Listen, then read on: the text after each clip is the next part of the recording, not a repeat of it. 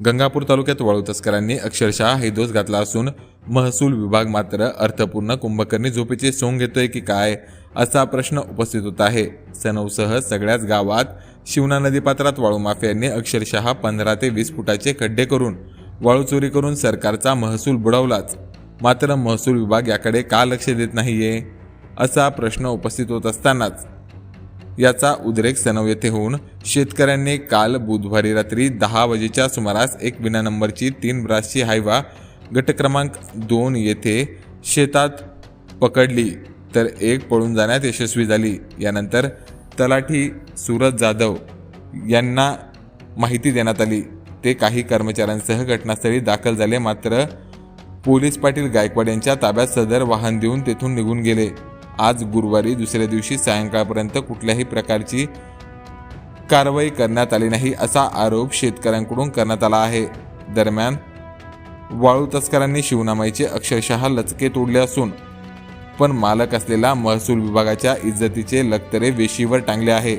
तरीही अर्थपूर्ण संबंधामुळे महसूल विभाग खाली मान घालून जीवन जगत आहे का असा प्रश्न सध्या उपस्थित होत असून या प्रकरणात गुन्हा दाखल होईल का असा प्रश्न तरी आता सध्या शेतकऱ्यांकडून उपस्थित केला जात आहे। पाटील, ही गाडी जी धरली होती ही रात्री किती वाजता धरली? ती अंदाजित 10-10:30च्या दरम्यान धरली गेली। गावकऱ्याने पकडली। मला फोन आला, मी तात्काळ इथं आलो। त्याच्यानंतर मी तलाठी अप्पाला फोन केले, तहसीलदाराला फोन केले। त्याच्यानंतर तलाठी अप्पा 2-3 सहजीची माणसं घेऊन इथं आले। ते रात्री 12-1 पर्यंत थांबले इथं। त्याच्यानंतर ते चालले गेले। त्यांनी मला ताबापावती दिली। ती ताबापावतीला मी विरोध केला। विरोध असा केला का गावापासून 1 किलोमीटर अंतरावर हे वाहन उभं आहे आणि मी त्यांना फक्त एवढं म्हणलो की मी ताबापावती या कारणाने घेत नाही तर एक तर हे वाहन माझ्या घरापर्यंत आणून द्या, मी ताबापावती घेतो। नसता मला एक जॉईंट कोणीतरी कर्मचारी द्या, मला जीव आहे, माझ्या जीवाला धोका होऊ शकतो, मला शासकीय कोणीतरी कर्मचारी द्या। पण त्यांनी माझं म्हणणं ठुकरावलं, मला जबरदस्ती करून पावती घेण्यास भाग पाडलं। मी ती पावती घेऊन आजपर्यंत रात्री ते आता 4 वाजता आहे मी वाहनाजवळ हजर आहे। या वाहनाची समजा आतापर्यंत गुन्हा दाखल नाही अशी माहिती आम्हाला मिळाली आहे। तर समजा आज गुन्हा दाखल नाही झाला किंवा या गाडीला काही हे नाही आली तर मग तुम्ही आज रात्री पण या ठिकाणी थांबणार का? ते आता मी तलाठी अप्पा संग अजून काही बोलणं झालं नाही। याच्या अगोदर बोललो, ते बोलले की मी तहसील कार्यालयाला चाललो, तहसीलमधून मला जे आदेश मिळतील त्यानुसार मी तुम्हाला सूचना करेल म्हणे, त्याच्यानंतर बघू। मग आता ह्या गाडीवर नंबर पण नाही, मग काही याची ओळख पण पटणार नाही गाडीची। मग तुम्हाला माहिती आहे का समजा गाडी कोणाची असू शकते काय?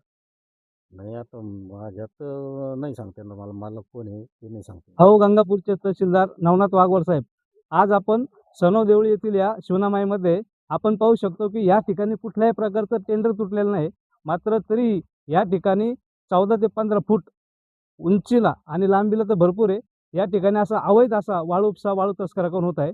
त्यामुळे गंगापूरचे तहसीलदार नवनाथजी वाघवार साहेब यांनी याकडे लक्ष देणे गरजेचे आहे। मात्र आपण जर पाहिले तर थेट मालुंजा ते या ठिकाणी सनव, शंकरपूर, काटेपिंपळगाव, आगाठाण, भागाठाण या ठिकाणी सर्रास वाळू उपसा चालू आहे।